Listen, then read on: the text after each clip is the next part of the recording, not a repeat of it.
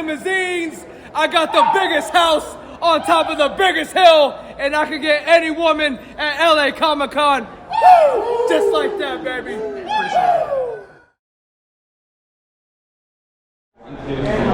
What up, Wavehealernation? We are here back at LA Comic Con 2022.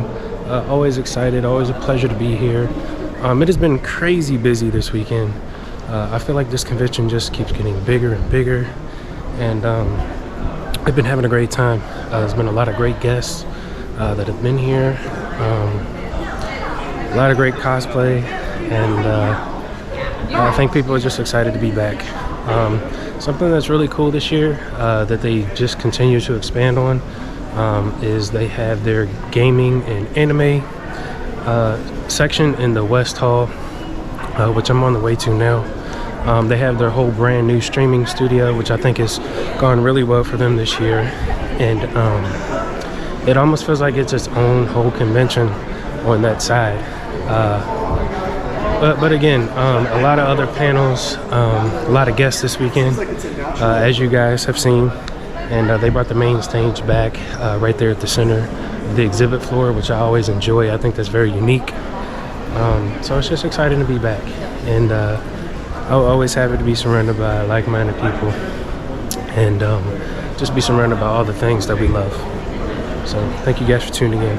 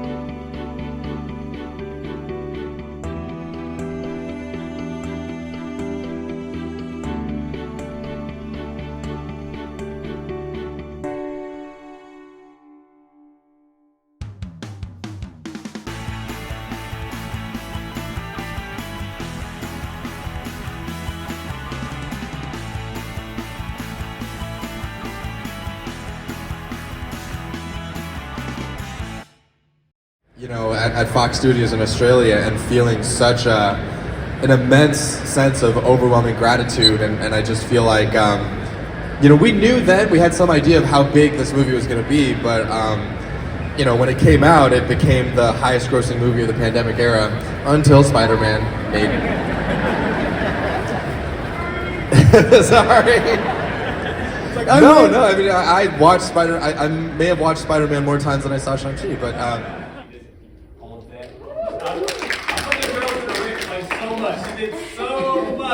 She was there, she showed up. I just want to give her a props, you know what I mean? And she showed up every time. She was like, we had some meetings, and she was like, all right, Nate, I got you.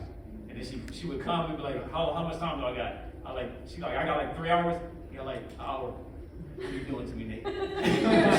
she came through every time. Magic Hat first.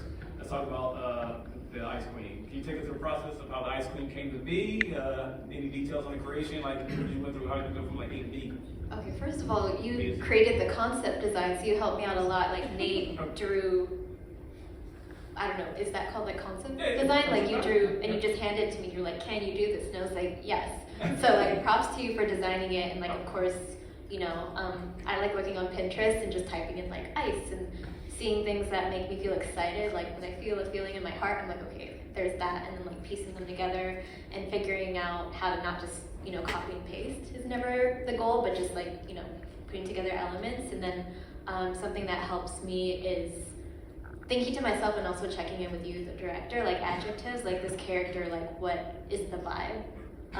So for the Queen of Frost, it was like haunting, regal, sexy, dark, and so that helps me like connect with like what are we doing, you know, instead of like, oh, okay, we just got to pin her blue. It's like, but Like, you know, there's more, and also like, you know, checking in with the actor, like, how do you want to feel?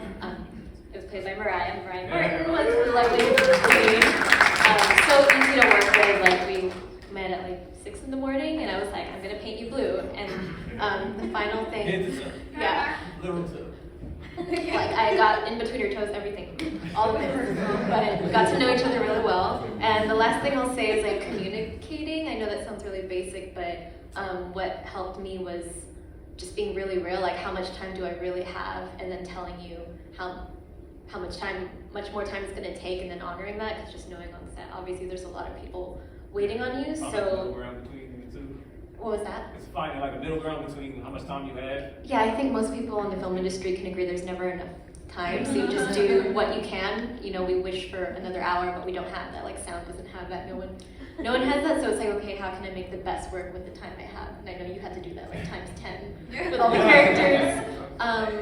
And the last thing I'll say is like also communicating with the actor. Like, I sent her an email ahead of time, like, hey, we're gonna be painting you. It's gonna be cold, you know, so bring stuff that you can like, you know, cover yourself with, because you're gonna be standing there getting painted. So to me that's important, because they have to like perform and wear the makeup, and like no one can do that if they're cold and hungry and in a bad mood and they didn't know, oh, I should eat before you put like black lipstick on me. So just communicating with the talent. Yeah.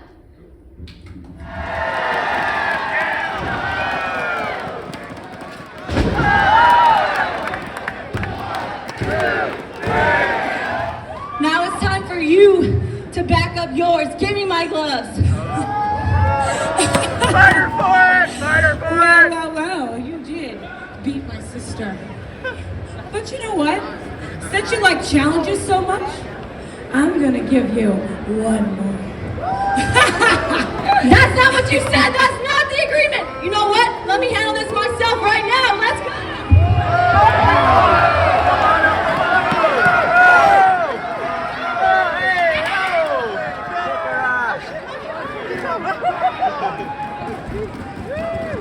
What book should everybody read? Everybody should read a book that makes them feel good about themselves, right? If you love fantasy, then find fantasy literature. My body of choice is science fiction, speculative fiction. I have a podcast called LeVar Burton Reads. My people! And I read one piece of fiction in every episode, and I lean heavily into the speculative. That's my favorite genre. But parents and people ask me all the time, how do I get my kid to read more? And I generally ask them two questions. Number one, how often do your kids see you reading? Because it's that really important modeling that is essential in terms of a child developing the habit. When we communicate to them that something is important to us and of value, when we demonstrate that message is sent on more than just the verbal level. Then I ask them, what is your child passionate about? I mean, what's their favorite thing in the world? Because it is our passions that tend to drive our reading appetites. I've said for decades, if your kid loves superheroes, then damn it, buy your kid comic books, right? Because I don't care what the gateway drug is. I just want kids to read. And growing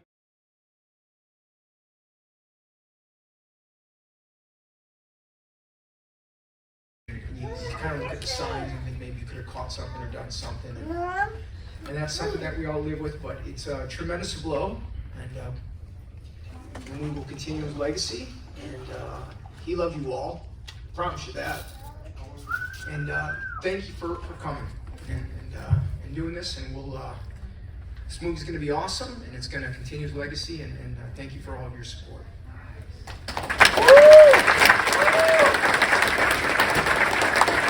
Back because he filled my ego and made me believe in myself. And Katie Wallen said, "Hey, I'm auditioning for this series. Do you want to come out? And it's a kids show, and I know you're a gymnast." So I said, okay. So I went and auditioned, and I got the part. And then I had no idea that that like 30 years later, I'd be, you know, I mean, you guys were children then. Did you have any idea that like the longevity of how special the show is and how, well, it's you guys that make the show special, actually, really, if you really think about it. Right? And like I've been through the highs and the lows. If some of y'all have been wrestling fans for a minute, through the 2010s, like so, being able to work with someone that not just as a wrestler, but as a charismatic wrestler, as a bigger wrestler, that's someone I look at because I'm a bigger charismatic type dude, or I claim to be charismatic. So it's something that being able just to learn from him, see how he moves, see how he works, and just as they were getting into, just for him to be so warm to us. And when you don't have to be. And that's something that I more so appreciate, and I've been finding a lot more as I've been working with anime hip hop. And just to be able to feel like a family here, and then adding Rikishi onto this weekend as a whole has truly been magical. So it's just something I am really looking forward to continuing in the next year. I've told everybody these next 2 years it's going to be something crazy. I really do believe. So. A legendary turn with the return of Luke Skywalker. What memories for you stand out? Before I say this to you, I have to be 100%, and I'm sure many of you guys would feel this way. When I sat in my living room and watched that moment, everything in me just kept saying, there's no way they're doing this. How could they they're not. Why? How? And then just tears. I could not believe that it was really happening in my lifetime to be able to take a character from the past so convincingly and put him back on screen in such a beautiful way. What was filming that like for you? For me, we didn't know much of anything because David Filoni and Jon Favreau kept such a great secret. I was told that something was coming that would threaten my whole existence, or the idea that Moff Gideon would be able to further what he wanted to further.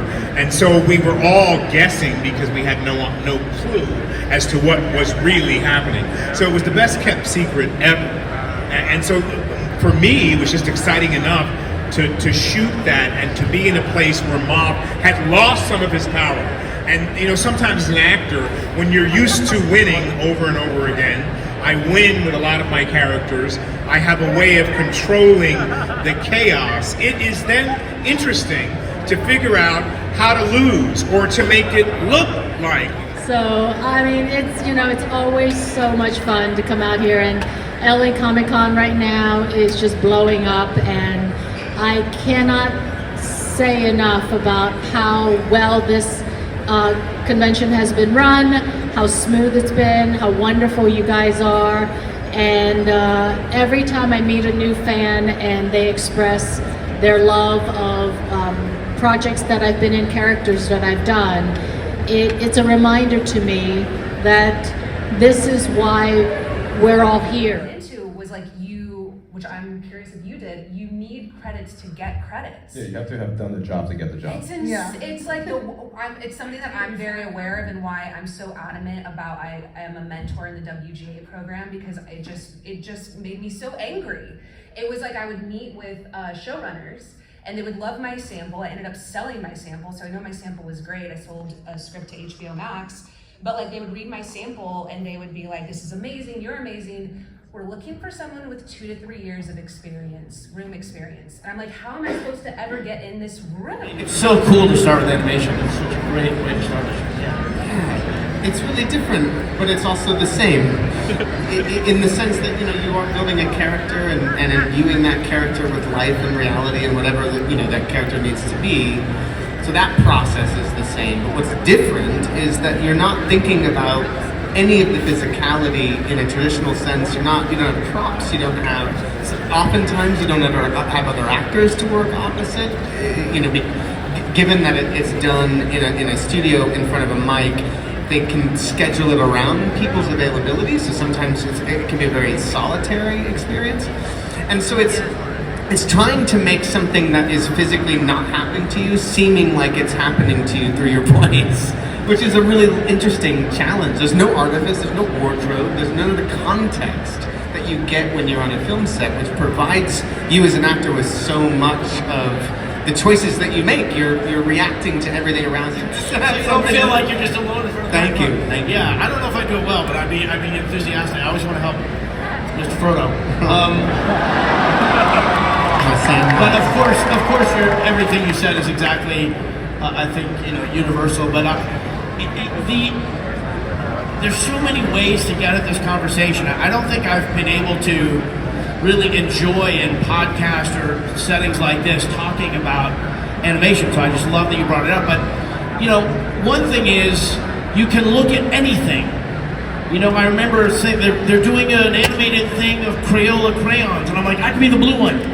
You're like, oh, well, there's doves. Like, I can play a dove. I can play a stick. I can play a rock. I can play. There's like nothing that you can conceive. With his piercing purple eyes, thin mustache, and gate-toothed smile, Dr. Facilier was always willing to lend a helping hand. One of Dr. Facilier's biggest hobbies was collecting dolls, which unnervingly resembled many of the people in New Orleans. Dr. Facilier had many friends. He had so many friends that they constructed a large gravestone featuring the doctor's face, which they were astonishingly able to erect on the very night he died.